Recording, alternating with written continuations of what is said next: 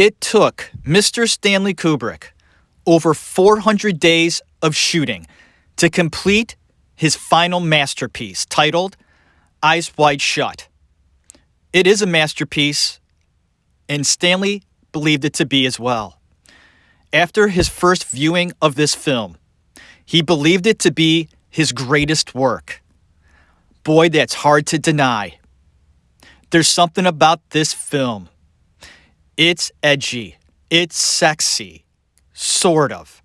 But it has a lot to say. Please join me in the actor's room. My name is Jeff Tarowski, and we're going to talk about Eyes Wide Shut, put out in 1999. It's kind of a Christmas movie. There are lights everywhere. Christmas lights everywhere. So, Merry Christmas, Tom Cruise. Merry Christmas, Nicole Kidman. And Merry Christmas to the late, great Stanley Kubrick. Sit back, relax, grab that beverage of choice. Enjoy it. And here we go.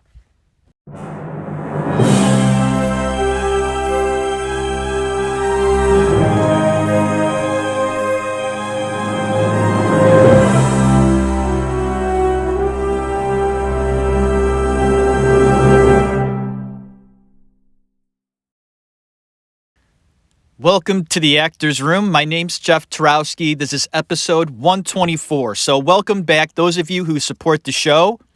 And maybe we have a few new listeners. Wouldn't that be great? And if you are new to the show, please check out my other episodes. I primarily highlight films, actors, and actresses. And every now and then, I will throw in a documentary that really fascinates me. So, here we go. Talking about Kubrick's last film, titled Eyes Wide Shut. What's it mean? What's it all about? I've done a lot of research on this film for the past 5 years. I've been wanting to do this show since I started this podcast 5 years ago. It's one of the most intriguing films I've ever seen. Sure, it's got sex in it, and it's basically based around sex. And sex is a great thing, right? Stanley also was intrigued with sex, but most men are. Stanley had no problem at all putting films out there that made you think and revolved around topics that were a bit edgy, controversial, and goddamn interesting. And this one is no different. I think it's his masterpiece. He felt the same way, and I wonder if you do too. Is it because it was his last film that it's so intriguing? Or was it because of the content? Stanley always brought to the screen a beautiful film. Every second of every scene means something. The details behind the characters mean something. After your fifth or sixth viewing of this movie, you start to do that. You look behind Tom Cruise, behind Nicole Kidman, at clues behind them. Because, folks, they're out there. They're interesting. I may point out a few of those things, but that's something for you to look at. I don't need to point it out. I just want to give my take and my theory about what's real, what's not, and the like. So, I hope you enjoyed this show talking about Eyes Wide Shut. So here we go. First, I gotta say, the performances. Let's get that out of the way. Tom Cruise, Nicole Kidman, Sidney Pollack, the big three in this film. Just incredible. Amazing, inspirational. Kubrick wasn't an actor's director. He was a director. It was all about the shot, how it looked, the feel. It was the actor's job to do just that. Their fucking job. And if Stanley didn't like their performance, they did it over and over and over again. Some actors like this, but Stanley took it to levels of ridiculousness. That's not a word, but I just fucking made it up. Ridiculousness. That's why it took over 400 days to shoot. But those performances, Stanley did it. They did a fine job. Even more than that. You got to give props to these actors that were in this film, because take after take takes a lot out of you. And it was explained that pretty much everyone on set was at their wits' end. Exhausted. Just spent. And Tom Cruise is almost in every scene, and he looks fresh. I'm sure Tom Cruise treated this project just like he treats every project he does, in high regard. And so did everybody else. So just wanted to point out the performances in this film were extraordinary, considering that it's a Kubrick film and the circumstances around it were strenuous. So that's my take on that. Most of Stanley's films were based on books, which means he read a lot. And when a story intrigued him, he dug his teeth into it, felt the juices, wanted to do it. And it helped him with the next step in his process, turning that book into a film. Stanley Kubrick was not only a director, but he was a screenwriter. He took the book and made it his own, loved the story, and then made it into a film. Eyes Wide Shut was based on a book written in the late 1920s in Austria. The book's title was Dream Story. Let's say that one more time. The book that Eyes Wide Shut was based on was called Dream Story. So it just might be true that most of this film was based on a dream. So how much of the film itself is a dream? Because that's what I think. And there are people out there that think the whole film is based in reality, but in a dreamlike state or just a dreamlike feel. I disagree. I think most of this film was meant to be just that, a dream. And you're wondering, well, how much of it, from my perspective, is a dream? All the way up into when the two main characters, Bill and Alice, are smoking marijuana in their bedroom. So what happens before that? Bill and Alice are invited to a Christmas party at someone that is in high society.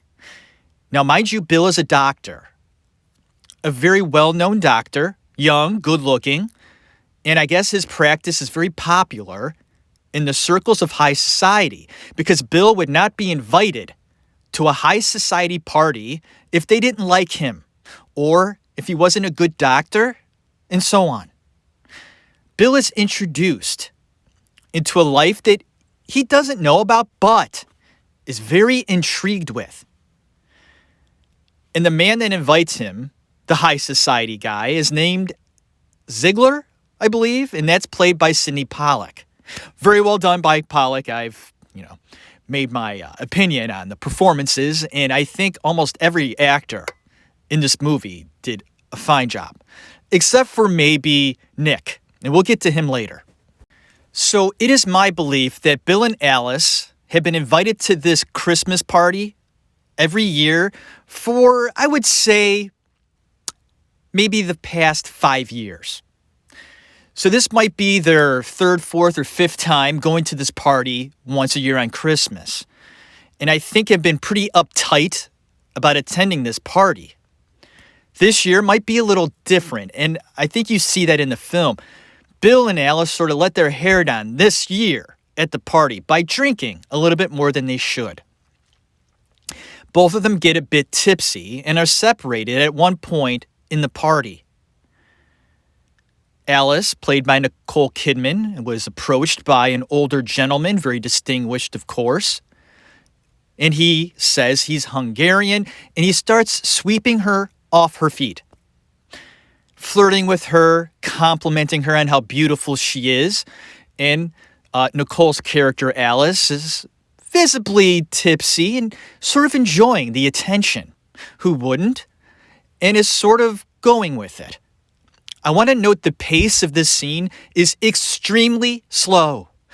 Almost so slow. It's annoying, but it's done for a reason. Stanley Kubrick wanted that scene to be extremely slow to set up the rest of the film.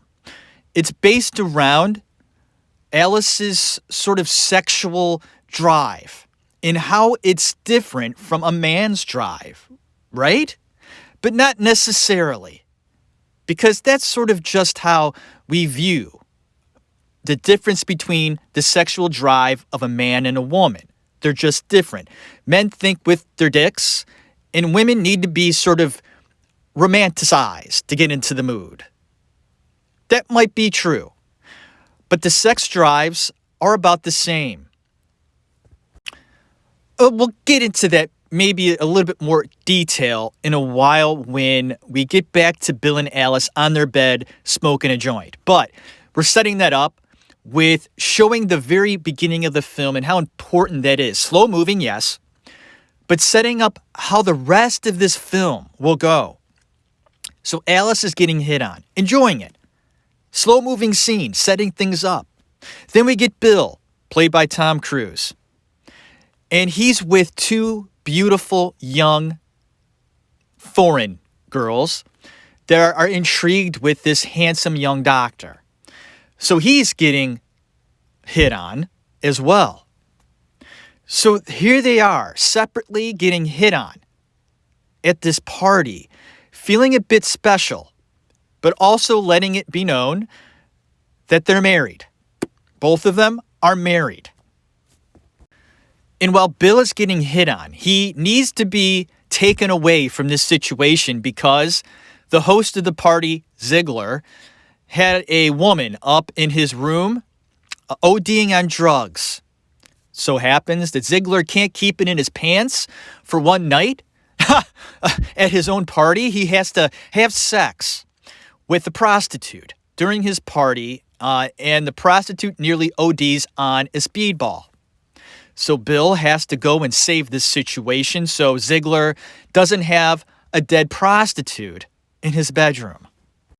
But I think this is important in how this whole thing is set up.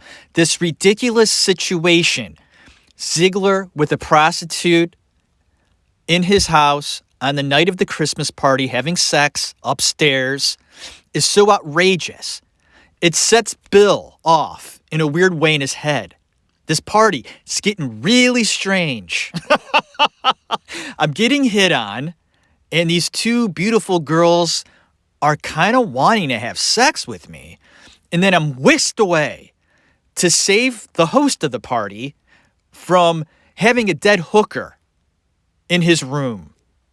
So it's so outlandish and crazy and sexual that it's planted in the mind of Bill just how strange and weird this other world is, that he just doesn't understand, but does exist in this other reality.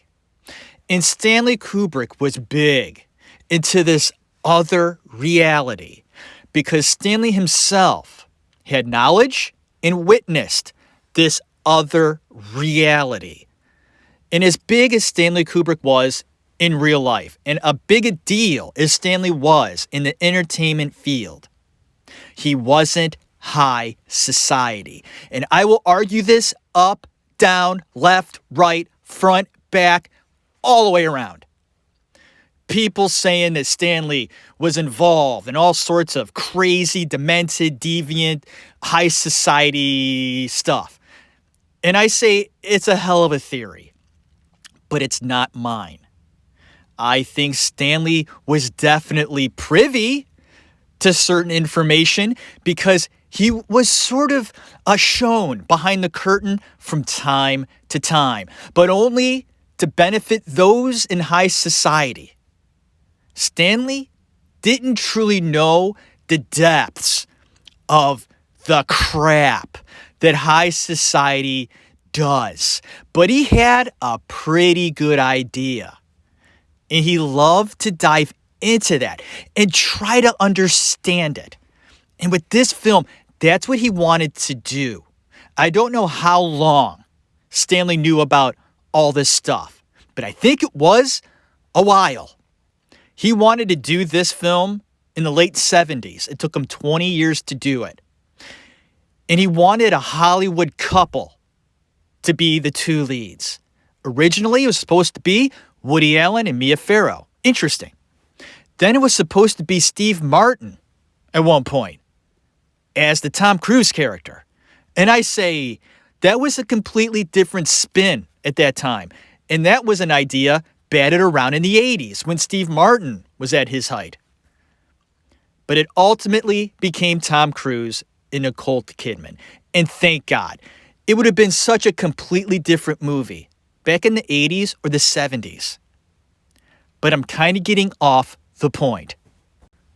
The point is, Stanley was definitely intrigued with high society. Folks, look at his movies. Especially Barry Lyndon. His most underrated film was centered on how to kind of get in to the high society realm. I mean, that's what it was all about. Stanley, deep down, wanted to be a part or know all the intimate details. Did Stanley know about all that stuff? Or did he just have an idea of it and then made it his own and did probably a pretty damn good job at figuring out certain things? Did Stanley Kubrick know what the hell was going on?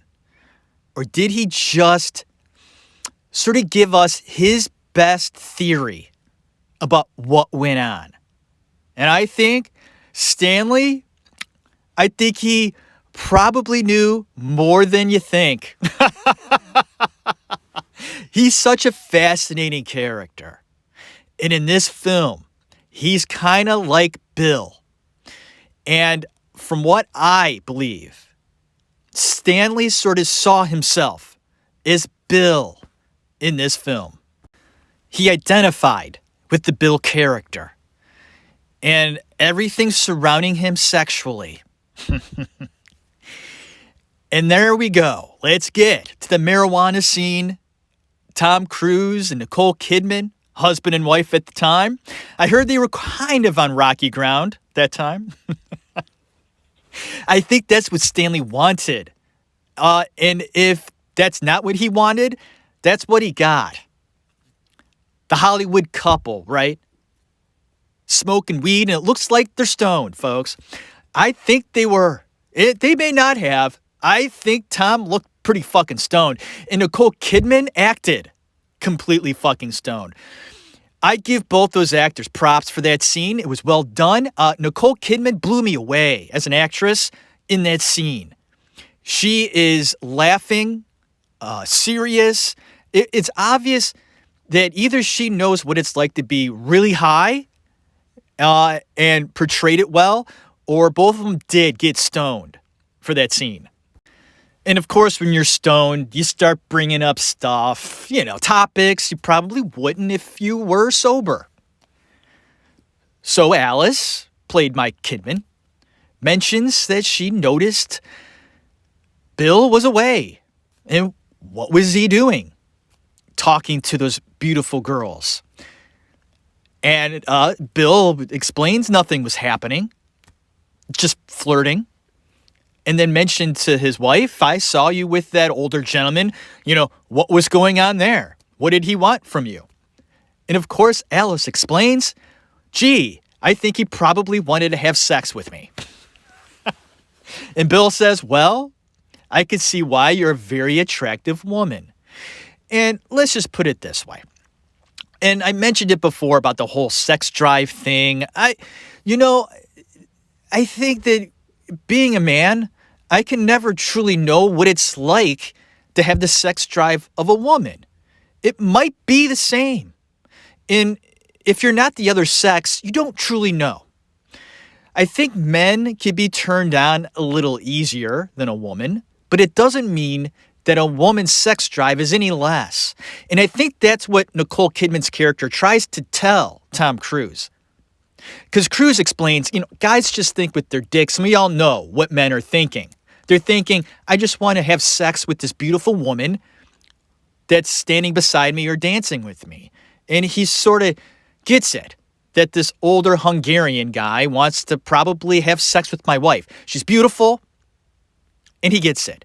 He's not saying it's right, but we all know what men are thinking. And Alice explains that you don't know shit. Women could just as well find another man so attractive that she would drop everything, give up everything for one moment, one night with that very attractive person. This blows Tom away. It flips his world, and everything becomes different now. Not only because Nicole Kidman's character, Alice, drops this bombshell on her husband, saying, there was a time in the summer where I saw this Navy man. I don't know if he was a corporal or I was looking for the title. I don't know. This guy in the Navy in his suit, his outfit, his uniform, looking all sexy. She said that there was that time I would have just given up everything to be with this man for one night. And Tom's character is just devastated by this information. And like I said, world turned upside down. And it is my opinion that at this point, setting this all up here, both of them stoned, and this information going into Bill's head, his mind, his heart and soul, does something to him. And that's when this dream sequence starts for me.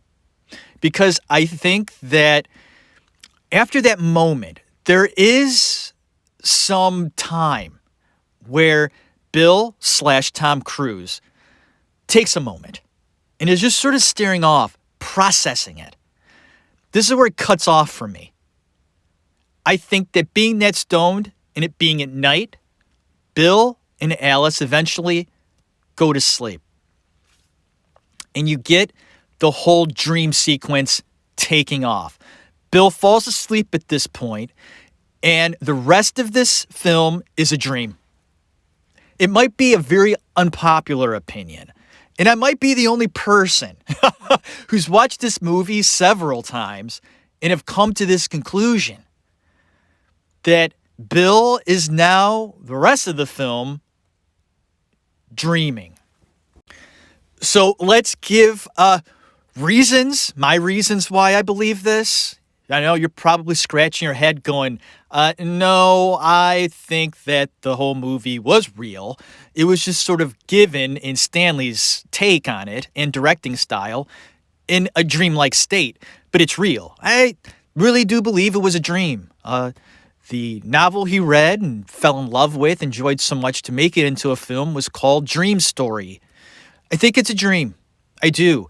And here we go. Here's some reasons why I believe that. Taking a look at all of his interactions, his relationships with all the other women characters, most of them, if not all of them, are very similar to his wife, Alice. They all have red hair. All kind of Barbie figured like.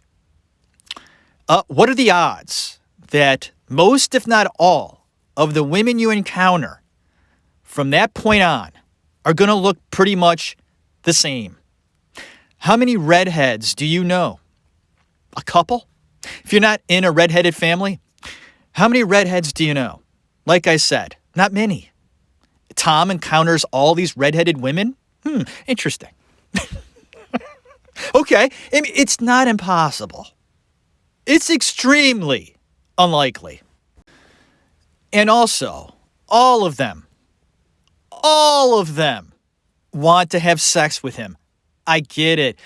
Bill is very attractive. Tom Cruise is a very attractive young man at that time. In the late 90s, not too bad looking, but I don't know if every single woman he encounters later on in that film would want to have sex with him. Once again, possible. Absolutely. Likely? No, not really. I think Tom was really turned on by the fact those two girls at the party wanted him. Sort of a threesome. Boy, that'll set off all those fantasy factors going on in your mind. That party really spiced up his imagination. And when he fell asleep that night, boy, did he have a dream. He was startled by the information he got from his wife and also excited about the prospect of not only going to that high society party and what Ziegler had upstairs, that really attractive model, this whole world that he sort of wanted to be involved with. Played into his dream, this fantastical dream dealing with everything going on in his mind at that point in his life. So at this point, I want to point out another very important character in this story, and that's Nick, the piano player. Now, mind you, Nick is the only person that Tom recognizes or knows at the party in the beginning of the film, the high society party. Of course, Nick isn't in the high society. He's a piano player. But Nick and Bill went to medical school together. Bill approaches Nick after he's done playing the piano. They reminisce, talk about why Nick didn't follow through in becoming a doctor. And Nick is the side of Bill's psyche during his dream that connects him with the high society. Nick is sort of the go-between guy, a connection. Bill knows of this high society stuff, but he doesn't know the intimate details. Nick is sort of the key yes, but the go-between. And that plays into his dream, because in his dream, he meets up with Nick at a club that Nick's playing with, and then the prospect of this high society party, this sex party, is now laid out on the table, literally, to Bill. And this prospect does intrigue Bill because he's so torn right now. Just having that information about his wife sleeping with some other guy, although it didn't happen, it's just the idea of it and the possibility that his wife could have made that decision that night. And having that visual in his mind, a husband seeing his wife with another man, makes them insane. I think about that very thing right now as I'm talking. My wife with another man. It enrages me to the point where I can't even think. And that's where Bill was in this dream sequence. That thought, the idea of his wife with another man made him want to rebel, lash out, just go experience all of this in sort of like a fuck you to her. Like, you could do that, I'm going to do something crazy. I'm going to go to this party. Why not? And he does. And this is part of the film where my dream sequence sort of makes sense. It's so out there. I mean, the idea that an old friend from medical school happens to be a piano player to all these high society sex game stuff. It's so ridiculous. There's no way in heaven or in hell that some high society sex game ritual stuff going on in these mansions, okay? They're going to have some piano player that does clubs in the area walk into their building. Ain't ever going to happen. And it's sort of crazy, childish, and silly to think that Stanley would lay that on my feet and me to buy it. I don't buy it. I just don't buy it. They aren't that stupid, these high society people. No way. That's why it's sort of just even if the original story done in the late 20s, okay, had that possibility, it would be completely different in today's standards. Like, it just wouldn't happen.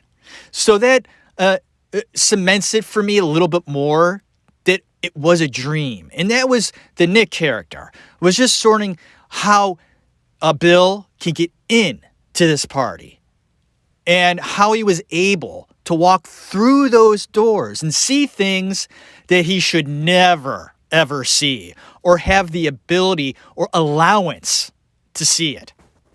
So Nick, the piano player, right, gives Bill the password to get in the house. Fidelio. A Beethoven piece. Wonderful. He gets in. He gets in the house, okay? Has his taxi cab outside. That ain't a red flag, anyway. He's late. He walks into the big room where this ceremony is taking place. And folks, let's talk about that, okay? Do these things actually happen? I think they do. This part in the film, do these things happen? Yeah. They do. Stanley knew they did. Okay. They happened. And I think that this film actually being made is a miracle. I can't believe they actually released this movie.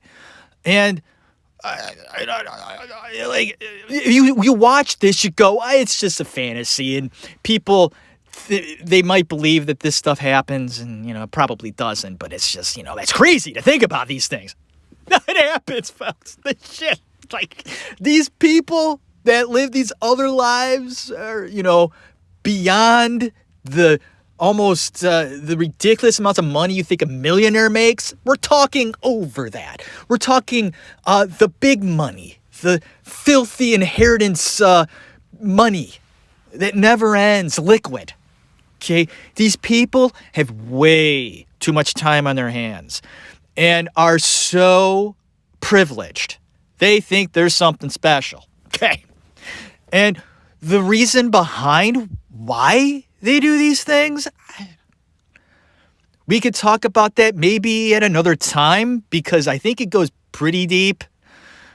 It could simply be having kinky sex. And that's it. But these things do occur and have been going on for a long fucking time. These really rich people and what they do at parties. So this played into the dream and something that intrigued Stanley in seeing himself as Bill and going into a party like this and seeing firsthand what happens. Really creepy shit.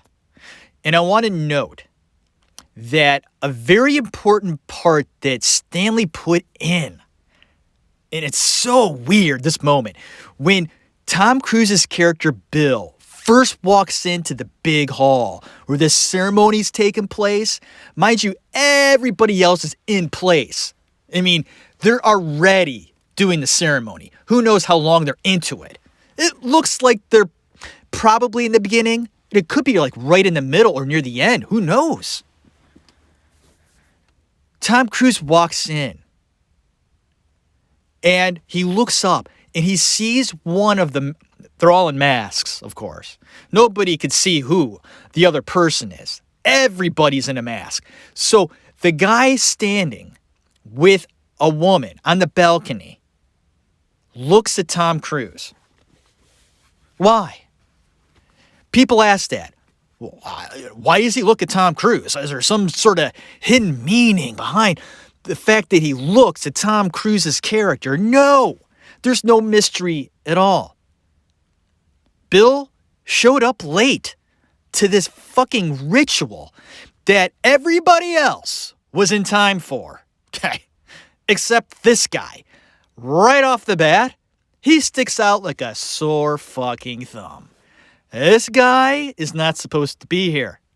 It's obvious. Okay? That's why that guy in the balcony looked down and gave him a nod. That nod by that guy on the balcony was, hello, stranger. We're going to have some fun with you, sir. And everybody's sort of end game in this situation might be a bit different from the other person. The guy that gave the nod on the balcony, his end game might be a bit different from probably the ringmaster of this whole thing.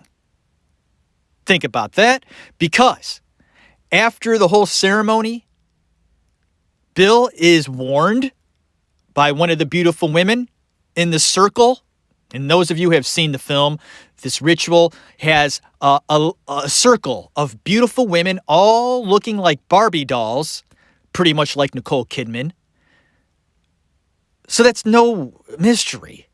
This is some fantastical dream. And why would all these women have the exact same body type, look so much like his wife? He's being warned. How does the girl know that Tom Cruise, Bill, is different from everybody else? She wouldn't, folks. That's fantastical. That's ridiculous. I think it's an insult to my cinema viewing, my analysis of films, that makes sense at all. That one of the women in this sex game circle who wasn't paying attention to who's walking in would know to give Tom Cruise's character a warning. It doesn't make any sense. She wouldn't have known. Tom Cruise brushes off the warning and walks around the rest of the house viewing people having sex and, so on and so forth, this other world. And then the guy that nods on the balcony comes up behind Tom Cruise with the girl at his side, whispering something to her and pointing out, please approach this guy. Why does that happen? Why does the man who gave him the nod on the balcony want to approach Cruise? Because he's separated from what is about to happen next. The girl goes up to Tom Cruise and wants to take him away, but is interrupted by the girl that's supposed to warn Tom once again. What's the importance of this scene? I'll tell you what my theory is. The nodder guy, I want to call him the nodder guy, has a different agenda with Tom Cruise. He knows that Tom Cruise, his character, is not supposed to be there. An outsider. I think this has happened before. And wants to get him off somewhere in a very uncompromised situation and blackmail him for his own personal gain. But, of course, is intercepted by another warning and then eventually going into the room where everybody's standing to scare the living shit out of him. And scare the living shit out of him they do. Imagine being in that situation, being as brazen as Bill was, walking into this extraordinary circumstance of sex games galore and masks and weird stuff going on. I'd be scared out of my mind. There's no way in hell I would ever put myself in that position. Heaven forbid you're caught. He's caught. He's surrounded by these people. He doesn't know who these people are, but I'm pretty sure they're powerful people and can get away with whatever they want. I know, I couldn't talk there because I'm scared just talking about it. Being in that position. I mean, Bill is a successful doctor. Does very well for himself. But he ain't part of that world. Okay? So he's in this situation and now danger sets in. He's confronted. And the main guy, Red Cloak, tells him to take off his clothes. Bill says, guys, takes a step back. Okay, I fucked up. I shouldn't have been here. My bad. Shame on me. My mind got away from me. Please, don't do this. Because he's thinking, okay, they're asking me to get naked. He's going to be taken advantage of in a very unruly way. This is a sex party. There's some devious things going on. And from where he's seeing this situation right now, currently, they could do whatever the hell they want to him and probably get away with it. But once again, the beautiful red-headed woman, warning Bill throughout the entire sex game sequence, says she's going to give up herself. She will be the sacrificial lamb in order to save Bill. What a load of garbage. And of course, it's just one big extravagant game, a play act to scare Bill. And it's even shown by Stanley's directing. They actually take this girl off at one point to talk to her. They're setting stuff up to scare the shit out of Bill. And that's what they do, okay? And Bill's scared in his dream and gets the fuck out. He spends the rest of the film trying to find out what the hell's going on, okay? Trying to patch things up in his psyche, still confused about his wife, still wondering if he should just have sex with whoever, okay? It doesn't even matter who he's going to have sex with. Going deeper into the film, of course, there's a prostitute he almost sleeps with. There's a situation where he goes and visits a patient who died in their home and is confronted with the daughter of the man who dies, who wants to have sex with him and is like, no, but then reconsiders later in the film. He's willing to have sex with anybody now, just to get back at his wife. He's so pissed about the situation. And then everything comes crashing down when he finds out that the girl who warned him at the party ends up dead. Now, I think in the dream, this is the crashing down moment where he's starting to wake up soon. And if you know in your dream, it seems like a week in your dream, but in reality, it's like 5 seconds. But anyways, okay. Moment to moment in his dream, he's going to be waking up soon. This all has to sort of make sense. You know, she sacrificed herself. Is she dead? Is she not? Oh, she is. And now we have to make sense of this reality in his dream. He now searches out the reason why this woman is dead. It's because of me and my mistake and my sexual confusions and my drive. Like, it's now creating this turmoil and death, this sacrificial thing that something has to die inside me in order for me to attain my sexual goals, my inconsistencies, my sensitivities, my insecurities. I mean, admit it, folks, everybody's got their crazy things going on inside. And this character does too. Stanley did too. That's why he did this film. He saw himself in Bill and how everything you feel about your sexual drive and coming to terms with your kinks or certain things that don't make sense or just making something in your sexual world come to life through the screen and having it make sense in that way. The book that Stanley read, it touched him so much to make this film, to dive into the psyche of just that, sex. This movie is based around that. That can't be denied, but it's done in a dreamlike way. And Bill has to face this at the end of the film when he finally is confronted by Ziegler, the man who kicked us all off at his fucking high society party. It all comes around. Ziegler sets him down and he explains to Bill, I know what's going on. Bill denies it. I don't know what you're talking about. Ziegler says, Bill, I was there. I saw everything. And Bill is confronted with his sexual inconsistencies at that point in his dream. It all sort of, it's not a dream anymore. He's going to be waking up soon and he has to deal with it.